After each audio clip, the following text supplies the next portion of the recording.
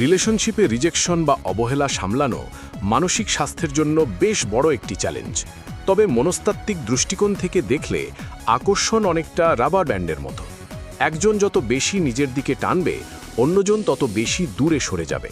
যখন আপনি হুট করে টানা বন্ধ করে দেবেন, তখনই অপরপক্ষ আপনার গুরুত্ব বা আপনার অভাব অনুভব করতে শুরু করবে।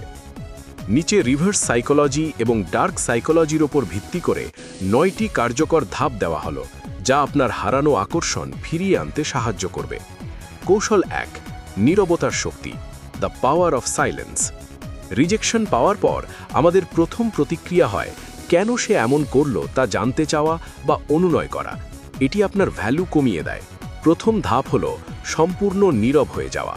কোনো টেক্সট, কল বা সোশ্যাল মিডিয়ায় তাকে নক করবেন না। আপনার এই হঠাৎ নীরবতা তাকে ভাবিয়ে তুলবে যে আপনি তাকে ছাড়াই ঠিক আছেন। কৌশল 2, নো কন্ট্যাক্ট রুল পালন করা। এটি কেবল কথা না বলা নয়, বরং তার জীবন থেকে নিজেকে সম্পূর্ণ আড়াল করে নেওয়া। সে যদি আপনার স্টোরি দেখে বা আপনাকে অনলাইনে পায়, তবে সে জানবে আপনি এখনও তাকে মিস করছেন। নিজেকে এমনভাবে সরিয়ে নিন যেন সে আপনার কোনো খোঁজই না পায়। মানুষের স্বভাব হলো যা হারিয়ে যায় সেটির প্রতি তারা বেশি আকৃষ্ট হয়। কৌশল 3, নিজের জীবনে সুখের প্রদর্শন। মানুষ সবসময় বিজয়ীদের সাথে থাকতে চায়, পরাজিতদের সাথে নয়। আপনি যদি বিষণ্ণ হয়ে স্ট্যাটাস দেন, সে ভাববে তার সিদ্ধান্ত সঠিক ছিল। এর বদলে নিজের বন্ধুদের সাথে আড্ডার বা হাসি খুশি সময়ের ছবি দিন। তাকে বুঝতে দিন যে আপনার সুখ তার উপস্থিতির উপর নির্ভর করে না। আপনার এই ইন্ডিপেন্ডেন্ট ভাবমূর্তি তাকে আকর্ষণ করবে।